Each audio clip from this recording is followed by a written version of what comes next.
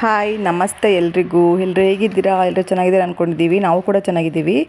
ಇದು ಸುಮ್ಮನೆ ನಾನು ನಮ್ಮ ಮನೇಲಿ ಒಂದು ರೌಂಡ್ ಹೋಗ್ಬಿಟ್ಟು ಬರೋಣ ಅಂತ ಹೋಗಿದ್ವಿ. ಮಾವಿನ ತೋಟಕ್ಕೆ ಹೋಗಿದ್ವಿ ನಮ್ಮ ಮನೇಲಿ ಫ್ರೆಂಡ್ದು. ಹಾಗಾಗಿ ತುಂಬ ಮಾವಿನಕಾಯಿ ಬಿಟ್ಟಿದ್ದು. ಬಟ್ ಏನು ಗೊತ್ತಾ, ಇನ್ನೂ ತುಂಬ ಚಿಕ್ಕವಿದ್ವು. ಇನ್ನೂ ಸ್ವಲ್ಪ ಬಲಿಬೇಕಿತ್ತು. ಹಾಗಾಗಿ ಕಿತ್ಕೊಳ್ಳಿಲ್ಲ ಗೈಸ್. ಒಂದು ಮೂರೇ ಚಿತ್ರಾನ್ನಕ್ಕಾಗುತ್ತೆ ಅಂತ ಕಿತ್ಕೊಂಡು ಬಂದೆ ಅಷ್ಟೇ. ನಿಜವಾಗ್ಲೂ ತೋಟ ನೋಡ್ತಾ ಇದ್ರೆ ಎಷ್ಟು ಖುಷಿಯಾಗುತ್ತೆ ಅಂದರೆ ಅಷ್ಟು ಖುಷಿಯಾಗುತ್ತೆ. ಸಖತ್ ಮಾವಿನಕಾಯಿ ಬಿಟ್ಟಿದ್ದಾವೆ, ತುಂಬಾ ಚೆನ್ನಾಗಿದೆ. ಬಟ್ ಸುಮ್ಮನೆ ಆ ಥರ ಎಲ್ಲ ಓಡಾಡ್ಕೊಂಡು ಖುಷಿಯಾಗುತ್ತೆ. ಮತ್ತೇನು ಗೊತ್ತಾ, ಕೋಗಿಲೆ ಎಲ್ಲ ಎಷ್ಟು ಚೆನ್ನಾಗಿ ಕೂಗ್ತಾ ಇತ್ತು ಅಂದರೆ ತೋಟದೊಳಗಡೆ ಬಿಟ್ಟು ಬರೋಕ್ಕೆ ಮನಸ್ಸೇ ಆಗ್ತಿರಲಿಲ್ಲ, ಅಷ್ಟು ಚೆನ್ನಾಗಿತ್ತು. ಮತ್ತೇನು ಗೊತ್ತಾ, ಅಲ್ಲಿ ಬಿಸಿಲು ಗೊತ್ತಾಗೋದಿಲ್ಲ ಅಷ್ಟೊಂದು. ಪರವಾಗಿಲ್ಲ, ಒಂದು ಸ್ವಲ್ಪ ಬಿಸಿಲು ಏನೂ ಗೊತ್ತಾಗಲಿಲ್ಲ. ಹಾಗಾಗಿ ಸ್ವಲ್ಪ ಹೊತ್ತು ಓಡಾಡ್ಕೊಂಡು ಬಂದ್ವಿ. ಒಂದು 4 ಗಂಟೆಗೆ ಹೋಗಿದ್ವಿ. ಸುಮ್ಮನೆ ಹೋಗಿ ಓಡಾಡಿಕೊಂಡು ಒಂದೆರಡು ಫೋಟೋ ವಿಡಿಯೋ ಮಾಡಿಕೊಂಡು ಬಂದೆ ಗೈಸ್. ನೋಡಿ, ಮಾವಿನಕಾಯಿ ನೋಡ್ತಾ ಇದ್ದರೆ ಬಿಟ್ಟು ಬರೋಕ್ಕೆ ಮನಸ್ಸೇ ಆಗ್ತಾ ಇರಲಿಲ್ಲ, ಅಷ್ಟು ಚೆನ್ನಾಗೆಲ್ಲ ಫುಲ್ ಕೈಗೆ ಸಿಗ್ತಾ ಇತ್ತು. ಒಂದೆರಡು ರೀಲ್ಸ್ ಮಾಡಿಕೊಂಡು ಹಂಗೆ ಓಡಾಡ್ಕೊಂಡು ಬಂದ್ವಿ. ಕೆರೆಗೆ ಹಾಕ್ಬೇಡ, ಕೊಡಿ ಜಬರಿಕ್ಕಂತ.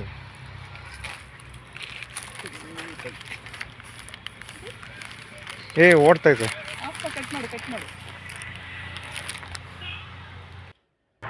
ನೋಡಿ ಎಷ್ಟು ಕೈಗೆ ಸಿಗುತ್ತೆ ಅಂತ. ಸಿಕ್ಕಾಪಟ್ಟೆ ಗೊಂಚಲು ಥರ ಬಿಟ್ಟಿದೆ ಮಾವಿನಕಾಯಿ ಮಾತ್ರ. ಅಂದರೆ ಇನ್ನೂ ಚಿಕ್ಕದು ಬಲ್ತಿಲ್ಲ, ಹಾಗಾಗಿ ಕಿತ್ಕೊಳ್ಳೋಕ್ಕಾಗಲಿಲ್ಲ.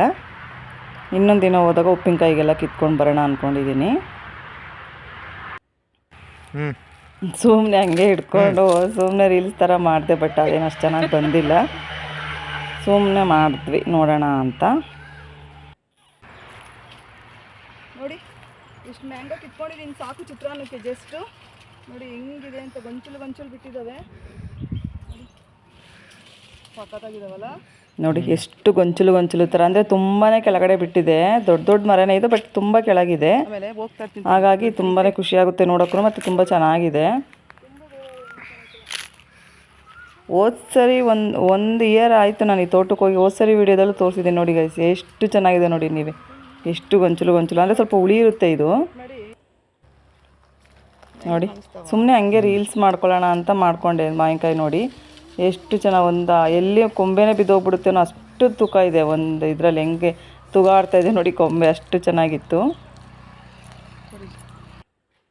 ನಾವು ಮ್ಯಾಂಗೋ ಇದನ್ನೆಲ್ಲ ಮುಗಿಸ್ಕೊಂಡು ಮತ್ತೆ ಬರ್ತಾ ಇದ್ವಿ. ಹೂವಿನ ತೋಟ ನೋಡಿದೆ, ನಿಜವಾಗ್ಲೂ ನಿಮ್ಮ ಹತ್ರ ಶೇರ್ ಮಾಡ್ಕೋತೀನಿ ರೀ.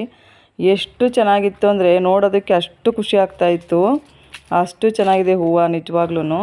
ನಮ್ಮ ಮನೆಯವರು ಸರಿ ಬಾ ಸಾಕು ಹೋಗೋಣ, ಟೈಮ್ ಆಗಿಬಿಡುತ್ತೆ. ಇನ್ನು ಸೊಪ್ಪಿನ ತೋಟಕ್ಕೆ ಹೋದ್ವಿ. ಸೊಪ್ಪೆಲ್ಲ ಇಸ್ಕೊಂಡು ಹೋಗ್ಬೇಕಿತ್ತು.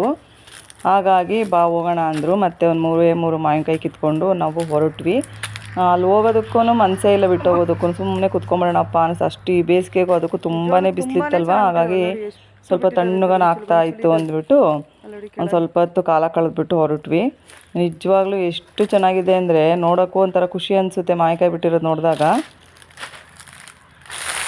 ನಮ್ಮ ಮನೆಯವ್ರು ಮ್ಯಾಂಗೋ ಹಾಕೋತಾರೆ, ಮೂರು ಮ್ಯಾಂಗೋ. ಅಲ್ಲಿ ನೋಡ್ಕೊಂಬಿಟ್ಟು ಹೂವಿನ ತೋಟಕ್ಕೆ ಹೋದ್ವಿ. ಅಲ್ಲಿ ಹೂವು ನೋಡ್ಕೊಂಡು ಆಮೇಲೆ ಸೊಪ್ಪಿನ ತೋಟಕ್ಕೆ ಹೋದ್ವಿ. ನೋಡಿ ಎಷ್ಟು ಚೆನ್ನಾಗಿದೆ ಅಂತ ನೀವೇ. ಹೂವು ನಿಜವಾಗ್ಲೂ ನಮ್ಮ ಬೆಂಗಳೂರಲ್ಲಿ ಈ ಥರ ಹೂವು ನೋಡಬೇಕು ಅಂದರೆ ಎಷ್ಟು ಖುಷಿ ಆಗುತ್ತೆ ಗೊತ್ತಾ. ನಮ್ಮ ಸೈಡ್ ತುಂಬಾ ಬೆಳೀತಾರೆ, ಬಟ್ ಈ ಥರ ಕಲರ್ಸು ನಾನು ಇದೇ ಫಸ್ಟ್ ಟೈಮ್ ನೋಡಿದ್ದು. ಇದಕ್ಕೆ ನಮ್ಮ ಕಡೆ ಬಟಾನ್ಸ್ ಅಂತ ಕರೀತಾರೆ. ಅಂದರೆ ಸೇವಂತಿಗೆ ಹೂದಲ್ಲೇ ಕಲರ್ ಸೇವಂತಿಗೆ ಇದು.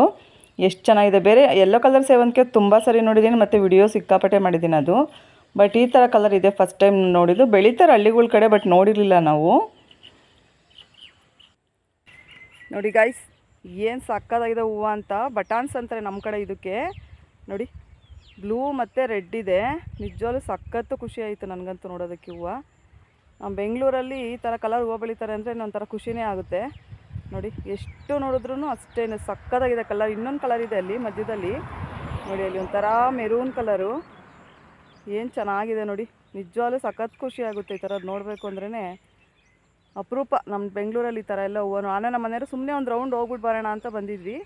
ಹಂಗಾಗಿ ನೋಡಿ ಸಖತ್ ಖುಷಿ ಆಯ್ತು ನನಗಂತೂ. ಹಾಗಾಗಿ ವಿಡಿಯೋ ಮಾಡ್ಕೊತಾ ಇದ್ದೀನಿ, ನಿಮ್ಮ ಜೊತೆ ಶೇರ್ ಮಾಡ್ಕೊಳ್ಳೋಣ ಅಂತ. ನೋಡಿ,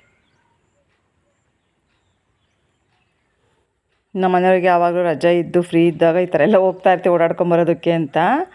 ಇದು ನೋಡಿ, ಇದೆಲ್ಲ ಮುಗಿಸ್ಕೊಂಡು ಸೊಪ್ಪಿನ ತೋಟ. ಅಂದರೆ ನಿಜವಾಗ್ಲೂ ಹೇಳಿದ್ನಲ್ಲ, ಅಲ್ಲಿ ತುಂಬಾ ಚೆನ್ನಾಗಿತ್ತು ಸೊಪ್ಪು. ಅವಲ್ಲೇ ಕಿತ್ತು ಫ್ರೆಶ್ಶಾಗಿ ಕೊಡ್ತಾರೆ.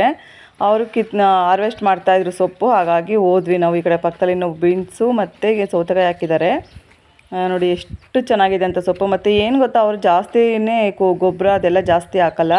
ಕೊತ್ತಂಬರಿ ಸೊಪ್ಪು, ಪಾಲಕ್ಕು ಮತ್ತು ದಂಟಿನ ಸೊಪ್ಪಿತ್ತು ನೋಡಿ. ದಂಟಿನ ಸೊಪ್ಪು ಕಿತ್ಕೊತಾ ಇದ್ರು.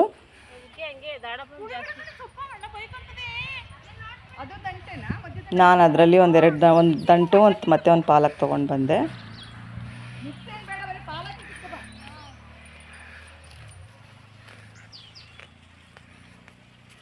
ಆ ಓನರ್ ಅಣ್ಣ ಇರಲಿಲ್ಲ, ಅವ್ರು ಇದ್ದಿದ್ರೆ ಸ್ವಲ್ಪ ಕೊತ್ತಂಬರಿ ಸೊಪ್ಪು ಕಿತ್ಕೊಂಬರ್ಬೋದಾಗಿತ್ತು. ಬಟ್ ಇನ್ನು ಚಿಕ್ಕ ಚಿಕ್ಕದಿತ್ತು ಕೊತ್ತಂಬರಿ, ಹಾಗಾಗಿ ಕೀಳಲಿಲ್ಲ ಅವರು. ದಂಟು ಮತ್ತು ಪಾಲಕ್ ಕೊಟ್ಟರು. ಅದು ನಿಜವಾಗ್ಲೂ ಎಷ್ಟು ಫ್ರೆಶ್ ಆಗಿರುತ್ತೆ ಅಂದರೆ ಖುಷಿಯಾಗುತ್ತೆ.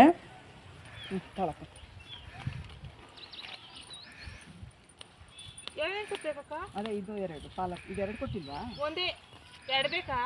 ಸಾಕು ಬಿಡಮ್ಮ ಅಷ್ಟೇ. ನೋಡಿ 20 ರುಪೀಸ್ಗೆ ಎಷ್ಟು ಸೊಪ್ಪು ಕೊಟ್ಟಿದ್ದಾರೆ ಅಂತ ಅಲ್ವಾ. ಬೇರೆ ಕಡೆ ಎಲ್ಲ ಇದಕ್ಕೆ 50 ರುಪೀಸ್ ಆದರೂ ಅದೇ ಆಗುತ್ತೆ. ಇದು ಬರೀ 20 ರೂಪಾಯಿಗೆ ಕೊಟ್ಟರು. ಅವಳು ಪಾಪ ಹೋಗಿ ಇದನ್ನು ಕಿತ್ಕೊಬಂದು ಪಾಲಕ್ ಸೊಪ್ಪು. ತುಂಬಾ ಚೆನ್ನಾಗಿರುತ್ತೆ guys. Thank you for watching.